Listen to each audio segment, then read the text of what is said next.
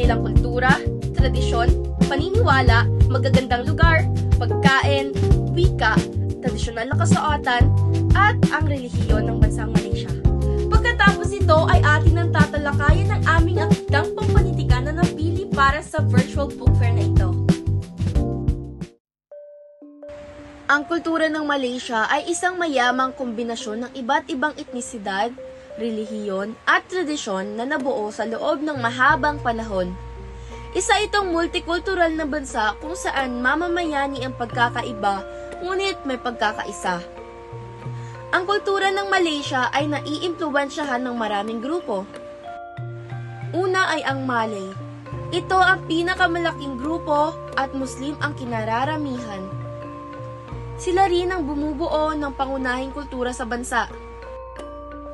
Pangalawa ay ang Chinese Malaysians. Sila ay may malakas na impluwensya sa negosyo, arkitektura, at pagkain. Pangatlo naman ay ang Indian Malaysians. Karamihan dito ay Hindu, at kilala sila sa kanilang sining, pagkain, at relihiyon. At ang panghuli ay ang mga katutubong grupo. Sila ay may sari-sariling kultura at wika. Ang Malaysia ay may mayamang kultura at tradisyon na pinaghalong Malay, Chinese, Indian at mga katutubong kultura. Sa bansang ito, ang pagdiriwang ay isa sa pinakamahalagang bahagi sa kanilang tradisyon ng kultura. Dahil dito, nagpapakita ng pagkakaiba-iba at pagkaisa ng mga mamayan sa kabila ng kanilang lahi, rehiyon o pinagmulan. Isa sa pista na ito ay Hari Raya Eid al-Fitr, isang makabuluhang pagdiriwa para sa mga Muslim Malay bilang pagtatapos ng banal na buwan ng Ramadan. Isinusuot nila ang kanilang tradisyonal nilang kasuotan at bumibisita sa kanilang kamag-anak upang humingi ng kapatawaran. Bukod dito, ipinagdiriwang din ng mga Malaysian Chinese ang Chinese New Year, kung saan nagsama-sama ang mga kapamilya, nagsasagawa ng lion dance at namimigay ng angpaw bilang simbolo ng swerte. Ang mga Malaysian Indian naman ay may Deep Valley o Festival of Light, kung saan ipinapaliwanag nila ang kanilang tahanan bilang simbolo ng tagumpay ng liwanag laban sa dilim. Isa pa sa mga mahalagang ipinagdiriwang ay Thaipusam ng mga Hindu, kung saan may mga deboto nagsasagawa ng matinding debosyon sa pamagitan ng pagbuhat ng gabati at minsan nagsasangot ng litwal sa pagbutas ng balat. Ang mga Muslim sa Malaysia ay naniniwala sa isa lamang ang tunay na Diyos. Ito ay isa sa pangunahing aral ng Islam. Itinuturi rin nila na si Propeta Muhammad ay ang huling sugo ng Diyos. Kasali na rito ang 5 haligi ng Islam, Shahada, Salat, Zakat, Saum at Hajj. Ang mga Buddhist naman ay naniniwala sa karma at reinkarnasyon na kung saan ay kung anumang gawain mo ngayon ay may kaukulang epekto sa susunod na buhay. Pagiging disiplinado at mapayapa dahil ito ay layunin sa pag-abot sa nirvana at pagsunod sa Eightfold Path na gabay para sa tamang asal, pananaw at pag-iisip. Ang mga Hindu naman ay naniniwala sa maraming Diyos tulad nila Brahma, Vishnu at Shiva. Paggalang sa mga hayop sapagkat itinuturi nila ang mga ito bilang sagrado. Ngunit narito ang mga paniniwala ng mga Malaysian na sumasaklaw sa lipunan, kultura at tradisyon. Naniniwala ang mga Malaysian na malaki ang kahalagahan ng pamilya. Mahalaga para sa kanila ang respeto sa mga magulang at nakakatanda. At kadalasang sama-sama ang pamilya sa mahahalagang desisyon sa buhay. Mayroon din silang paniniwala sa pagkakaiba at pagkakaisa.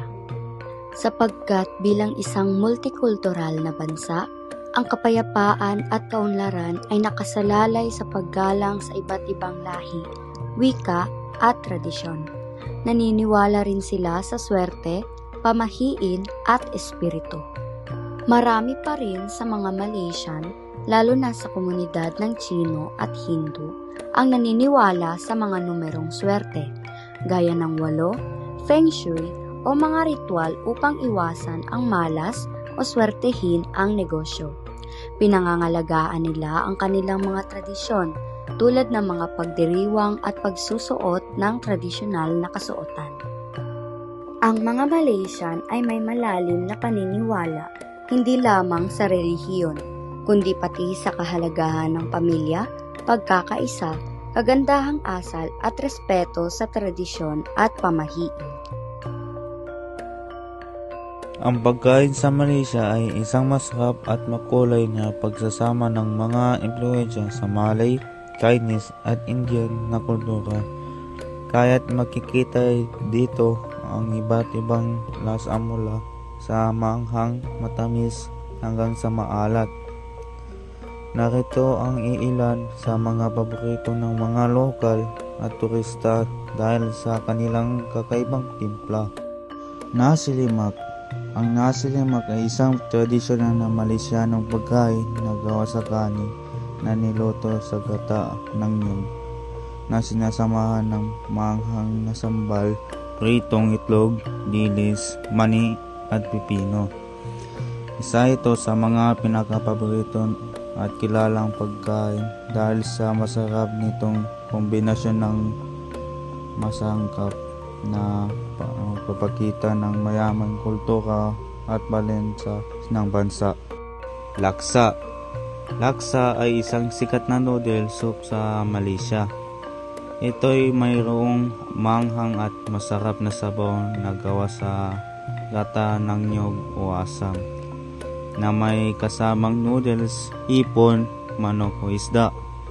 Paboritong pagkain din ito sa Malaysia dahil sa kakaibang timpla ng mga pampalasa at sangkap na ipinapakita ang mayamang culinary heritage ng bansa. Sendol. Ang sendol ay isang tradisyonal na Malaysiano ang himagas na gawa sa yelong durog, gata ng niyog, asukal na pula at maliit na birding jelly na gawa sa rice flour. Isa rin ito sa mga paboritong pampalamig sa Malaysia dahil sa tamis at lamig nito na perfecto para sa mainit na klima ng bansa. Kung kaya't madalas itong inahanap ng mga tao lalo na tuwing tag-init. Ang Malaysia ay isang multilingual na bansa, ngunit ang opisyal na wika ay Bahasa Malaysia o Malay. Ito ang pangunahing wika sa pamahalaan ng edukasyon at media. Bukod dito, ginagamit din ang mga sumusunod na wika sa iba't ibang bahagi ng bansa. Gaya ng Ingles, ito ay malawakang ginagamit bilang pangalawang wika at ang dahilan nito ay ang impluensya ng dating pananakop ng Britanya. At ito ang naging mahalaga sa negosyo at mataas na edukasyon. Ang Mandarin naman ay ginagamit naman ng mga Chinese Malaysian sa tahanan at paaralan. Ito ang pangunahing wika ng Chinese community sa bansa na bumubuo ng malaking bahagi ng populasyon. Ang Tamil naman ay para sa karamihan sa Indian Malaysians, particular na ang mga may lahing Tamil mula sa India na nanirahan sa bansa noong panahon ng kolonyalismo. Iban at Kadasan-Dusun ay mga katutubong wika sa Sarawak at Sabah. Ipinapakita ng bansang Malaysia ang mayayamang kultura at pagkakaiba-iba ng lahi sa bansa. Ang tradisyonal na kasuotan ng Malaysia ay makukulay, mahahaba at maluluwang na damit na nagbibigay diin sa kahinginan, rehiyon at pagkakilanlan ng kultura. Karaniwang gawa nito ay magagaan at preskong tela tulad ng koton at sutla na angkop sa init ng klima ng bansa. Para sa mga Malay ay baju Malayo na para sa lalakihan at baju kurong para sa kababaihan. Ito ay parehong sinusuot ng mga Malay bilang pagpakita ng paggalang sa kultura, rehiyon at kasaysayan ng bansa. Ang baju Malayo ay isang mahaba at maluwang na damit na may kasamang pantalon at samping telang nakabalot sa bewang. Habang ang baju kurong naman ay isang maluwang na bulsa at palda na kadalasang sinusuot kasamang tundong na nagbibigay din sa kahinhinan at pagiging tradisyonal na panamit sa publikong okasyon, pista at rehiyon ng pagdiriwang.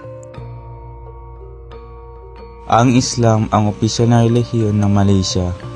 Ito ang pinakamalaking relihiyon sa bansa at sinusunod ng halos 60% ng populasyon at karamihan ay Malay. Malaki ang impluwensya ng Islam sa batas, edukasyon at kultura. Pangalawa ay Hinduismo. Indian Malaysians naman ang karamihan sa relihiyong ito. Sinusunod ito ng 6 hanggang 7% ng populasyon.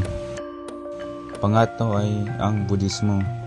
Ito ay karaniwang sinusunod ng Chinese Malaysians at mayroong 19 hanggang 20% ng populasyon.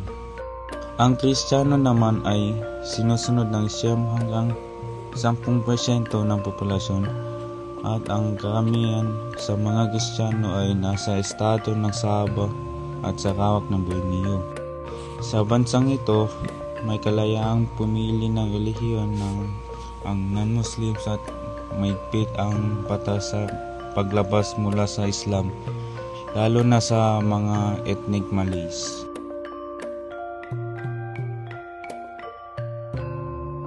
Maraming magandang lugar ang pwede bisitahin sa Malaysia. Mula sa modernong lungsod hanggang sa natural na kagandahan. Narito ang ilan sa pinakamagandang destinasyon sa bansang Malaysia. Mount Kinabalu. Ang Mount Kinabalu ay ang pinakamataas na bundok sa Malaysia. Ito ay isang napakagandang bundok na matatagpuan sa Sabah, Malaysia. Ang taas nito ay humigit sa 4,955 metro. Isa ito sa magandang lugar sa Malaysia sapagkat ito ang kamanghang-manghang tanawin. May malamig na klima at mayamang biodiversity. Bukod dito, ang pag-akyat sa bundok ay nagbibigay ng kakaibang karanasan para sa mga manlalakbay at nature lover. Kung kaya't ito ay dinadalo ng mga turista mula sa iba't ibang panig ng mundo. Comoros Highlands. Kung sa Pilipinas ay may Baguio City, sa Malaysia naman ay may Comoros Highlands. Ito ay isang malamig at mabundok na rehiyon sa Malaysia na kilala dahil sa malalawan na taniman ng siya, makukulay na flower gardens, at preskong klima. Kakaibang ganda ng tanawin dito, sariwang hangin, at mga aktibidad tulad ng pagbisita ng tea plantation, strawberry farms, at paglalakad sa mga nature trails na nagbibigay na nakirelax at kakaibang karanasan mula sa mainit na klima ng ibang bahagi ng bansa. Penang. Ang Penang ay isang estado sa hilagang kanlurang bahagi ng Malaysia na kilala sa makasaysayang lungsod ng Georgetown, masarap na pagkain, at makulay na kultura. Kakaiba ang kombinasyon ng kasaysayan, sining, at pagkain, lalo na ang street food, na itinuturing na isa pinakamahusay sa Asia. Makikita rin dito ang ilan sa mga sikat na pasyalan tulad ng Penang Hill, Kek Lok Si Temple, at mga makukulay na street art na umaakit sa mga lokal at dayuhang turista. Sa puntong ito, tatalakayin natin ang aming napiling akdang pampanitikan sa bansang Malaysia na ang pamagat ay Haikal. Si Haikal ay isang batang lalaki na ipinanganak sa isang pamilyang may lahing Malaysian mula sa kanyang ama at Chinese mula sa kanyang ina. Dahil dito, lumaki siya sa pagitan ng dalawang magkaibang kultura na may kanya-kanyang tradisyon, wika at paniniwala. Sa simula, nahirapan si Haikal na mag-adapt sa dalawang mundo. Madalas siyang maging tampulan ng biro at hindi pagkakaintindihan mula sa kanyang mga kamag-aral at kapitbahay dahil sa kanyang pagiging iba.